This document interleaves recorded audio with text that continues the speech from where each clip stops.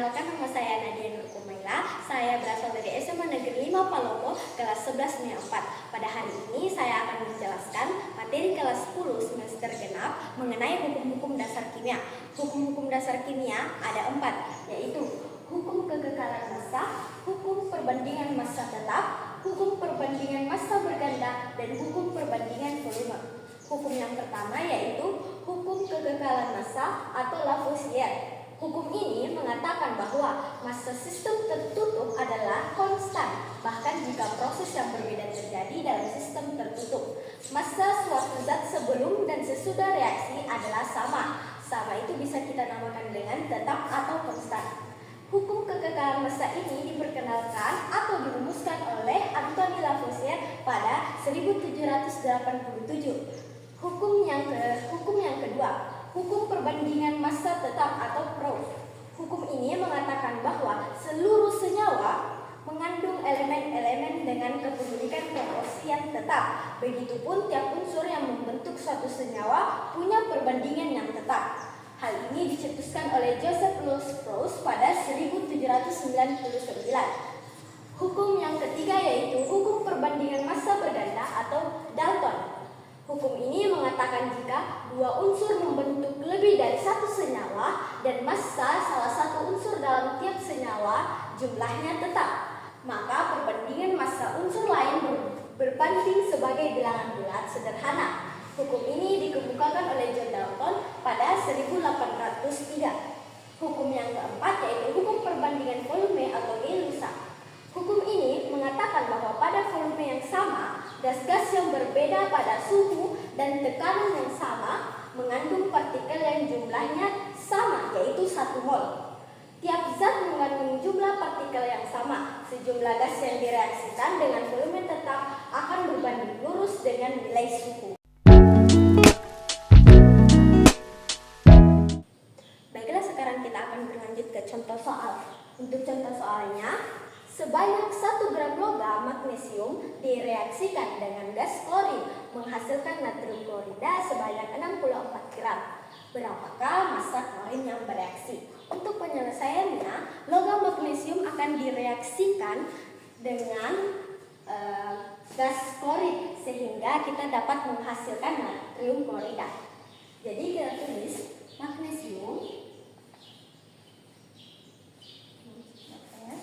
direaksikan dengan gas klorin yaitu Cl sehingga dapat menghasilkan natrium klorida yaitu NaCl. Di sini kita akan menulis massa dari magnesium. Kita jumlahkan dengan massa klorida sama dengan NaCl. Di sini massa magnesium tadi berapa? Yaitu 1 gram. 1 gram dijumlahkan dengan massa klorida. Namun dalam soal kita tidak mengetahui berapa sih massa dari klorida tersebut. Jadi kita tuliskan saja massa klorida. Di NaCl ini kita tuliskan juga massanya.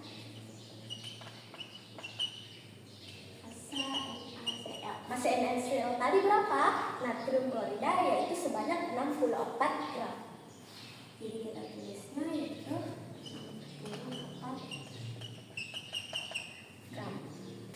Nah, sebelumnya kita akan mencari massa dari klorida sebelum kita mencari massa klorinnya. Jadi kita pindah ruaskan massa klorida sama dengan 64 gram. 1 gram yang awalnya positif karena dipindah ruaskan akan berubah menjadi negatif. Jadi kita kurangi 1 gram. Sehingga dapat kita ketahui bahwa massa Cl adalah 64 gram dikurang dengan 1 gram adalah 63 gram. Sekarang berapa sih massa klorinnya. Sekarang kita akan mencari massa klorinnya sesuai rumus.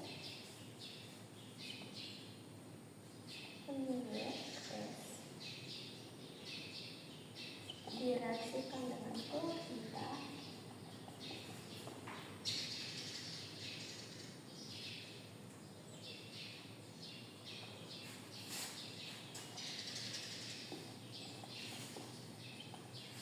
NaCl.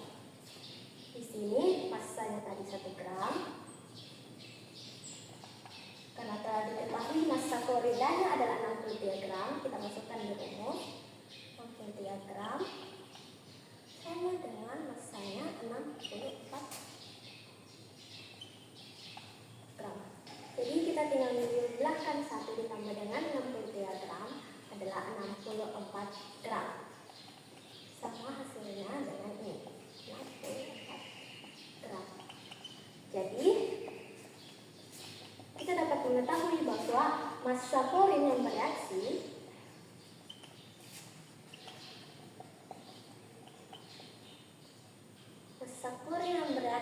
adalah 64 gram. Sekian dari saya. Assalamualaikum warahmatullahi wabarakatuh.